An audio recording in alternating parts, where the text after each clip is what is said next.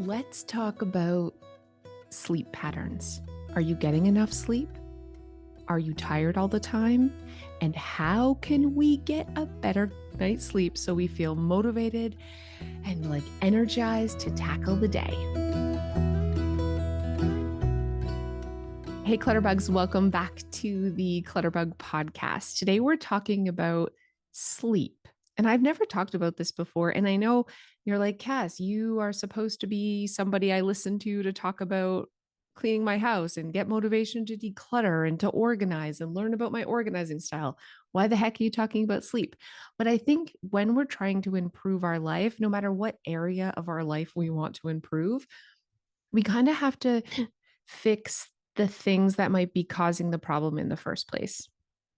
You know what I mean? And last week's podcast, we talked about the incredible power of getting your house under control and how that affects every other aspect of your life. Because when you have a start out with a good day, it gets better, and making positive changes trickles to every other area.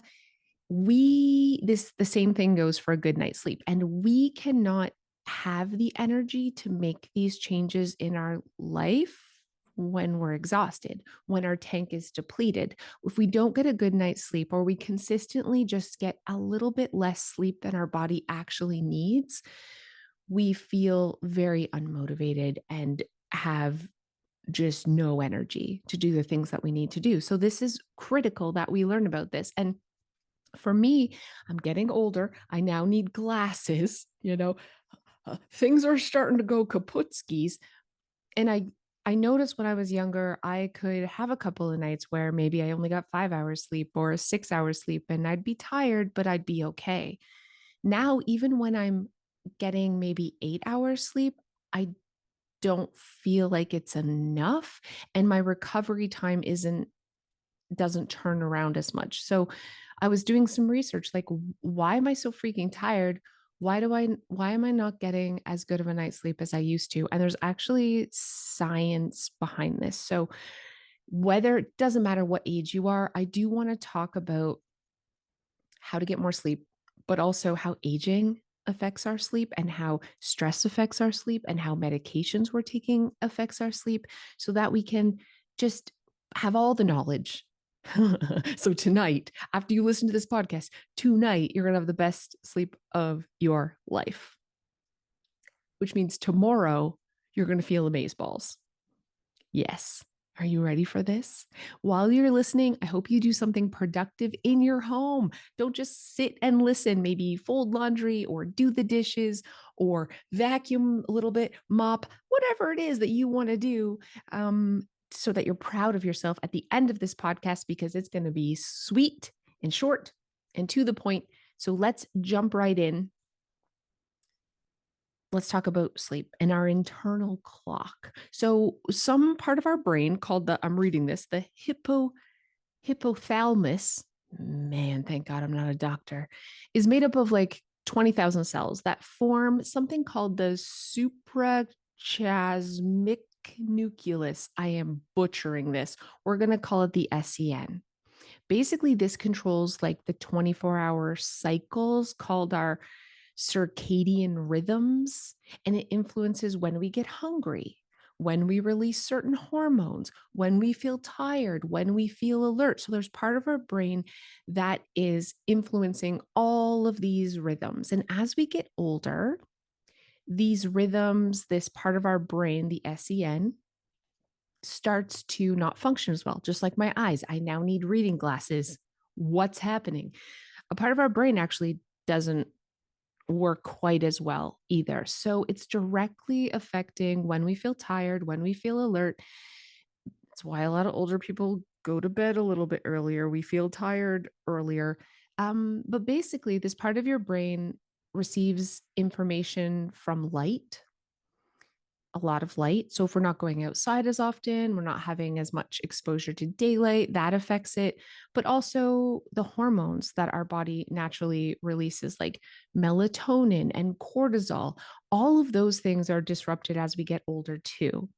So our body just does not secrete as much melatonin. And this starts around the age of 35.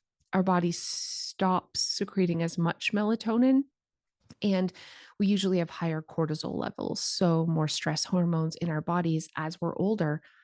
Both of these things make it harder to fall asleep.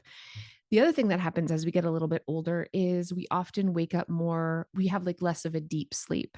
And maybe that has also something to do with the melatonin or the different hormones that are in our body, or the fact that we have to get up to pee a lot. I don't know what it is, but our nighttime sleep is also getting interrupted. And if you have young kids at home, you know what it's like. You could be in your bed for maybe 10 hours, but if you're waking up every 3 or 4, your body isn't getting that important REM sleep. You're not getting that restorative sleep that we need in order for our brain to work properly, our body to work properly. So when we're waking up in the middle of the night, that's affecting it too. So these things combine, and there's other things we're going to talk about too that really get in the way of our sleep.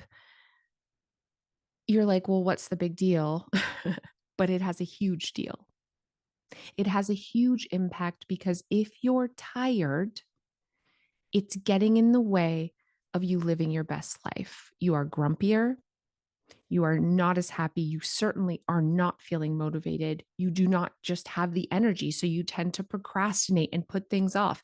You look a little more haggard. You feel a little more haggard.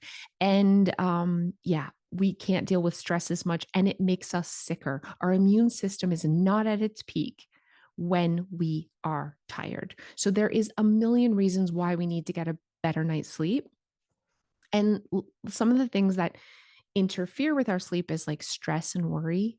So if we have a lot of things on our mind, especially the holiday season, we're like laying in bed thinking about all the Christmas gifts and all the things we have to do and blah, that stresses. And remember, as we get older, we have more cortisol. So we're feeling more stressed anyways. And if our house is a disaster and we have all these to-do lists, we're also laying in bed thinking about that.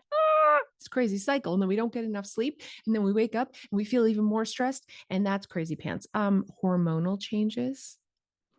So I am perimenopausal, my doctor calls that. I don't know how that's different from regular menopause, but yeah, not only do I have hot flashes at night quite often, but my hormones are all bonks. Technology.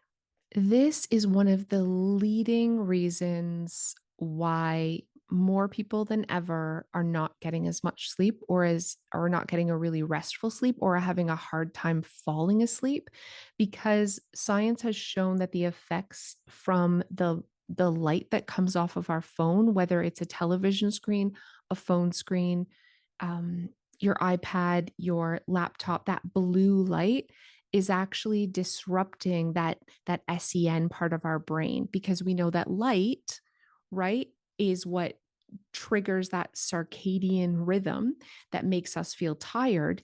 And the light coming from electronics is actually signaling to our brain that it's morning. I did not know this. I found this out recently, and I've been doing a lot of research into it, and it is 100% true. So that's why after we're like scrolling our phone, we can fall asleep if we're really, really exhausted. But if we go right from looking at a screen into our bed and our body isn't like out exhausted, it's very hard for us to fall asleep, because our brain thinks it's not time to go to sleep. Like, we are disrupting our rhythm. Our diet choices, so what we eat before bed, if it's taking a lot to digest, it can be really hard for us to have that REM brain sleep, because a lot of our energy is going towards our digestive system to digest the crap that we ate. Lack of exercise, so we're not exhausted. Medication, I'm reading all these things. Overstimulation before bed, light, noise, uncomfortable sleeping environment. Man, I get so sore now that I'm in my mid 40s.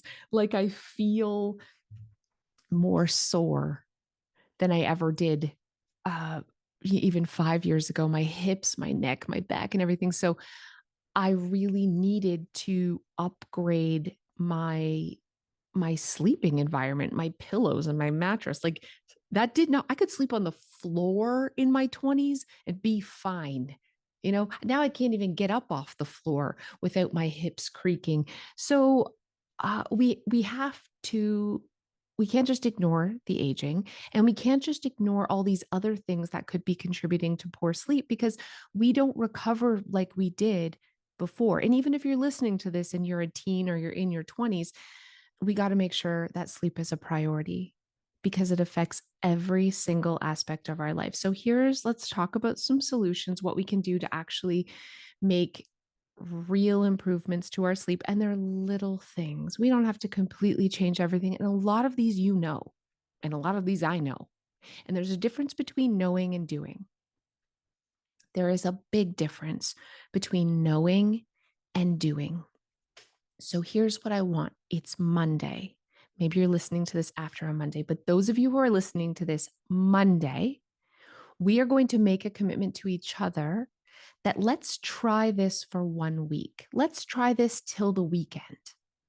Let's try some of these things, not all of them, but some of these things, and see if it really makes a difference. Let's see if we feel more energized, if we feel happier, if we feel more motivated and more productive, and like look less haggard. I'm hoping it has an effect on the facial thing. I want all the benefits of a good night's sleep, but we got to do the work. And we know, but it's like, but that seems, but this stuff isn't even hard. It's not like we got to scrub any, we just have to do these little things. So let's make a commitment to give these small shifts a try. And really only one of them sucks. You want to guess what it is? You'll find out in a second. Okay. So, the number one solution that all the experts say is to create a nighttime routine. So, the same thing that we do all the time, we probably have a nighttime routine, but it might not be a healthy one. Basically, a better nighttime routine means inducing relaxation like 30 minutes before we're going to go to bed. So giving ourselves 30 minutes before the time that we usually go to bed, that's to relax. And here's the hard part, with a tech timeout. So not being on our electronic devices 30 minutes before bed. Oh God, this sounds horrible. No TV, no laptop, no just one last TikTok scroll. Yeah, this is what I have to give this, you and I, let's do this for a week. Let's honestly give this a try. So, what can we do instead? We can read, we can journal. I know, but listen, it's for our health. Okay. Sometimes we eat salads too. We could knit or color. We could do a Sudoku puzzle. We could do a crossword. I don't know, just sit and listen to music. You're like, this sounds boring. That's the point. That's the point. For 30 minutes before the time we want to go to bed, not when we need to go to bed. It's like, ooh, I got to go to sleep at 10 because I got to get up at 6 or whatever. And I need that. No, at 9:30, then we start this new routine. So that's what we're going to try this week. And that is the tech timeout and doing something that you enjoy instead. And for me, like I have a bath every single night, but then when I get out of the bath, I don't immediately go to bed. I'm like, this is my relaxation time. And I reach for my phone, or I reach to watch something to tell myself to wind down. But I know, because they've done thousands of studies that show that the light coming and the stimulation coming from electronics does the opposite of making you feel relaxed. So it's only in our head that we're telling ourselves that this is relaxing. The truth is, this isn't relaxing, it's stimulating us. So we need to knock that out. The other thing we need to be mindful about as part of our bedtime routine is our snacking.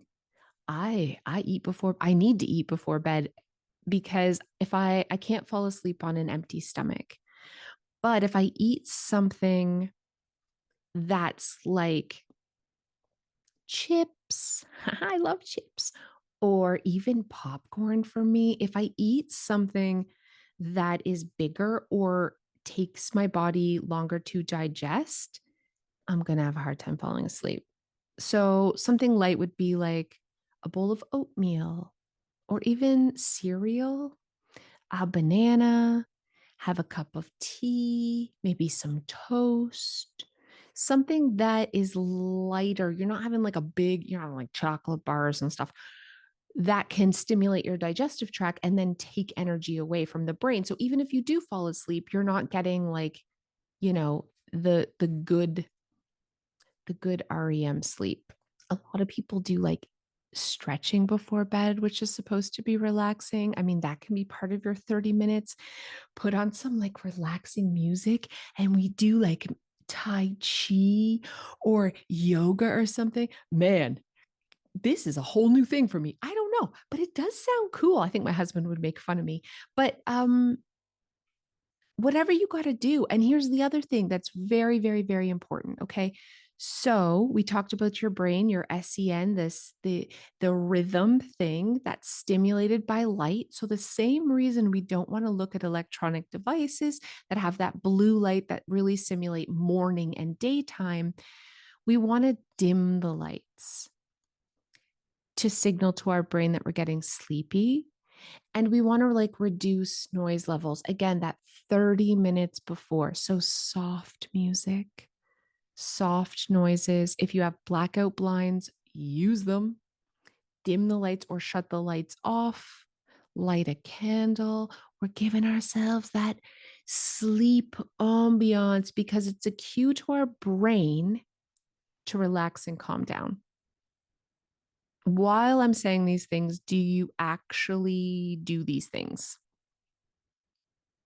Have you ever? Right? It's important. Okay, so the second solution to have, so those are like the routine based things. The second thing that we can do that can help us get a better night's sleep is create a better sleep environment. And this can be, I feel like there's some things on here that might be a little pricey, but there's other things that cost us nothing that we can do. Keep it dark. We talked about that. So, blackout curtains, blackout blinds. How do we reduce light at this time? Can we get a little night light so we don't stub our toe and shut off all the other lights? The other thing that's very helpful in a sleep environment is sound. I know for myself, I have a little fan that doesn't even really blow. I got it from Amazon. It was so cheap, but it's loud. It's like this little rattly fan. And for some reason, that kind of white background noise helps drown out all the other sounds, but also just helps me fall asleep. When it's too quiet, my brain has trouble falling asleep. But if it's stimulating noise, I'm listening like a TV or music, I would have trouble falling asleep. But a repetitive, like white noise, fan sound, or something like that is very helpful for me. So if you don't like the idea of a fan or have a fan, you can get a white noise machine. You can also play white noise on your phone. So you don't have to like make the phone leave the room.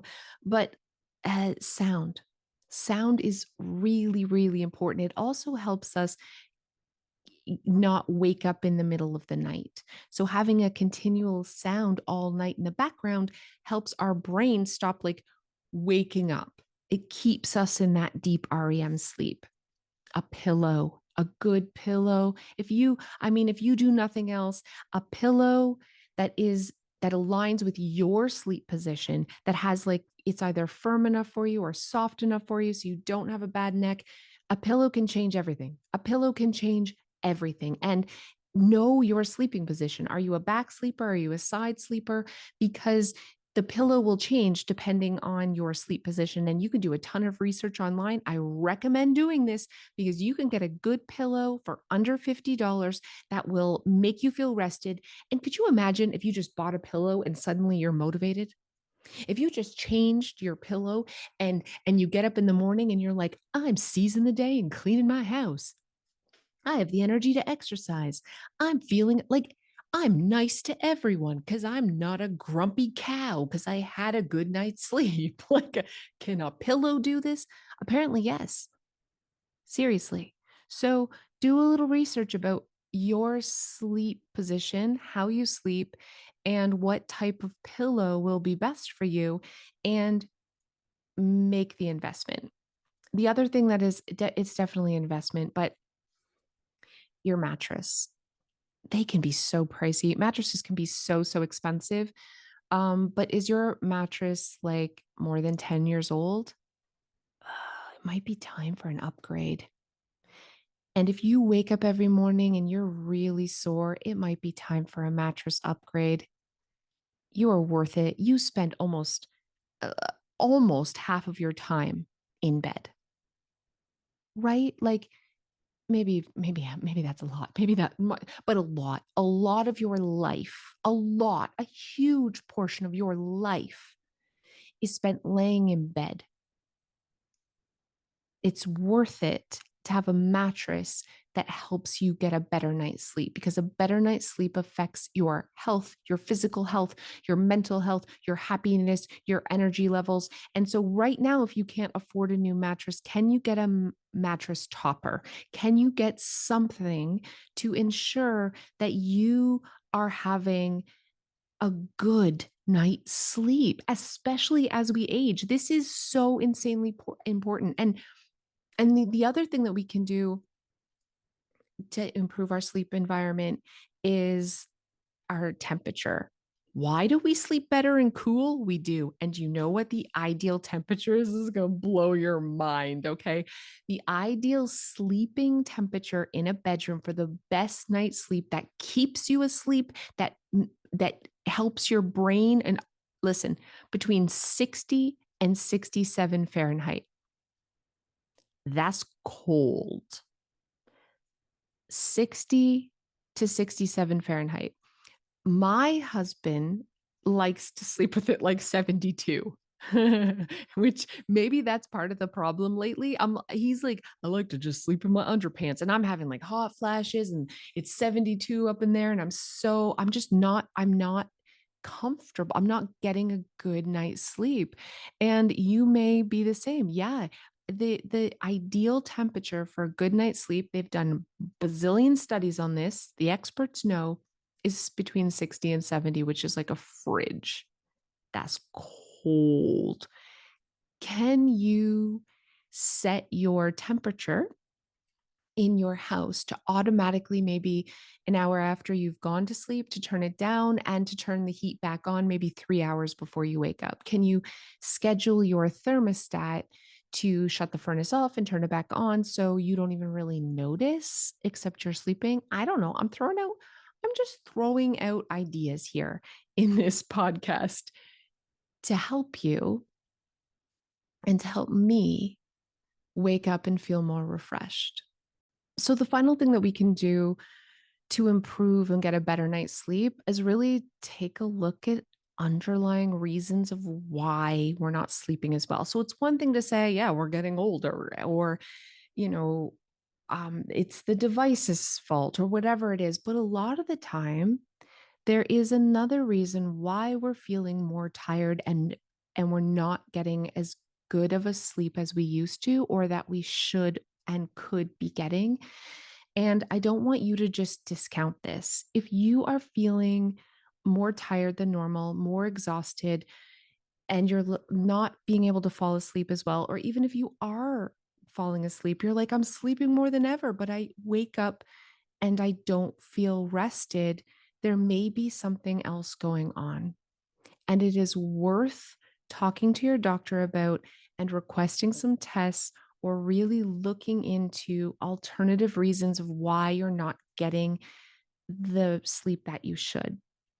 So, hormonal shifts as we go through menopause as women, or whatever it is. Sometimes you have hormonal shifts and you're young.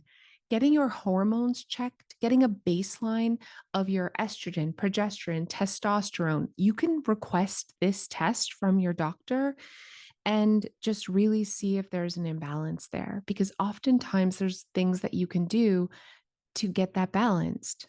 right? I know for my daughter, we just put her on a really low um, level birth control, and it drastically improved her mood and her sleep. So she had something like premenstrual something that we had no idea. We were like, everybody gets cranky before their period starts. No, she had like a real medical condition when her hormone levels dropped too drastic and too fast. And so a small thing that we could do that drastically improved the quality of her life. Thyroid imbalances. So I have Hashimoto's. I have a thyroid condition that I didn't know about and was undiagnosed for a long time. Everyone kept saying, yeah, you're tired because you just had a baby, or you're tired because you're getting older. Yeah, you're feeling all these. Well, it turned out this whole time my thyroid wasn't working. Right? So look into that. Medication side effects. Have you started taking a medication that's a lot of medication interrupts your sleep? Has there been a new medication? And of course, like your stress level. Are you more stressed than normal? Is there something that's really bothering you right now? Like we can't we should have a night better routine. We definitely can improve our sleep environment. We can do these little things to improve our sleep, but we also need to rule out underlying causes. And I think the best thing is doing all three of these things. Treat yourself to a new pillow.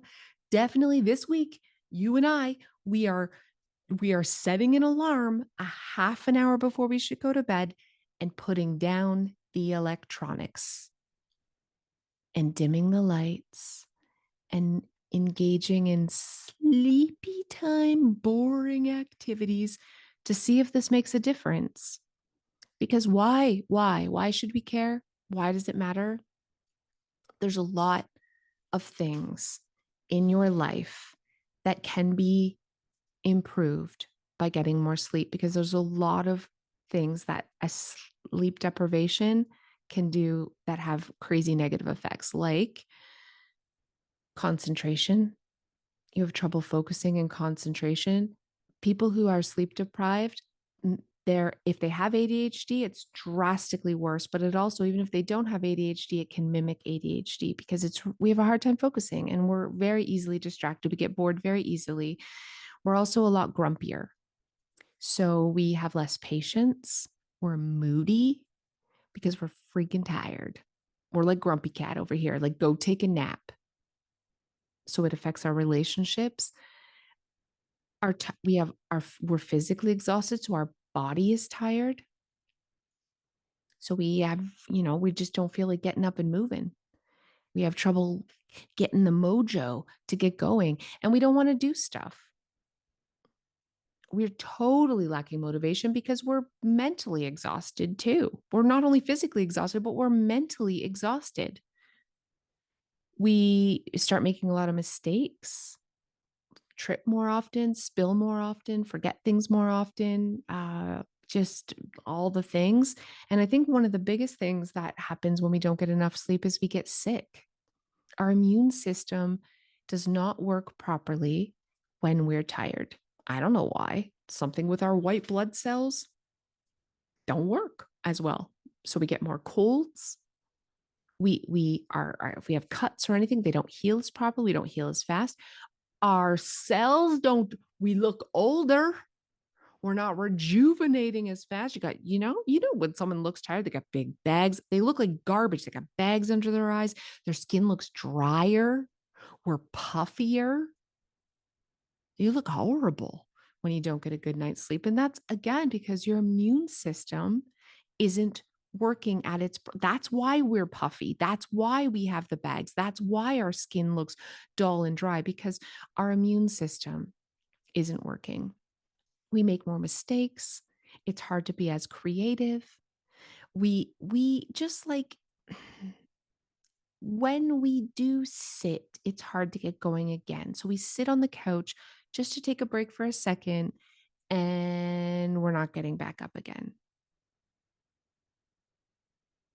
So, yeah, everything around us is harder.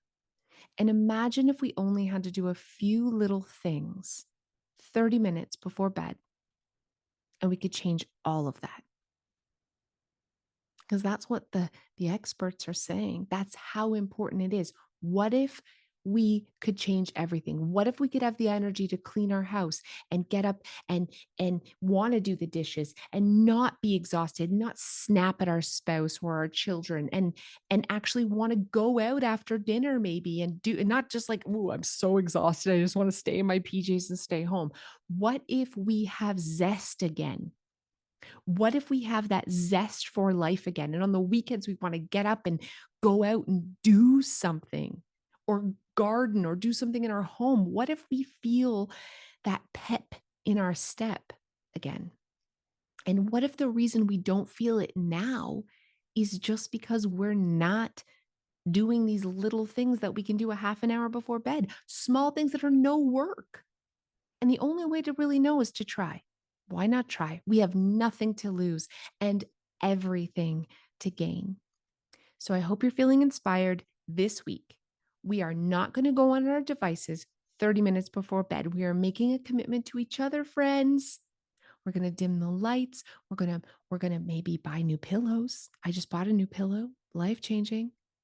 We're going to look at all these incredible ways that we can have a better nighttime routine, a better sleep environment, and make a doctor's appointment so that you can rule out any underlying medical conditions. If you do these three things, I promise you, you will get a better night's sleep. And when you get a better night's sleep, your entire life will be better too. Thank you guys so much. Love spending time with you, and I'll see you guys next time.